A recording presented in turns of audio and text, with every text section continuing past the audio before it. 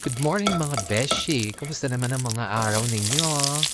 Ngayon, magluluto tayo ng surprise na dish.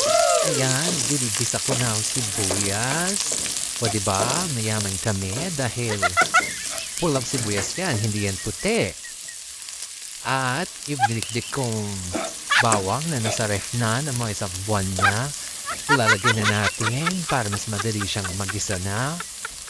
Hinuli ko na yung bawang dahil, oy, ano yan?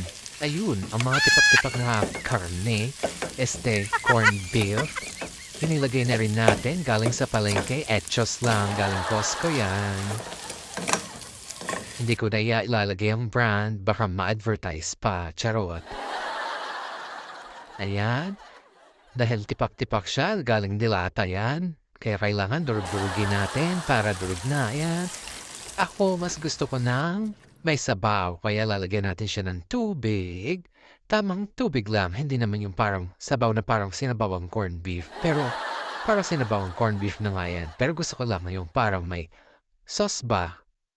Ayan, tas halu-haluin natin, halu-haluin lang. Tapos yan, pag kumulo na, tinakpan mo, kumulo na, haluin mo ulit. Ayan, medyo malabo pa dahil sa usok. Ayan, naku, nakakatakam naman. Ang Wow! sarap-sarap na tignan. Wow, ang sarap. Nakakagutom mga beshi. Ayan. Top it with roasted garlic. O, diba? Sa Sean,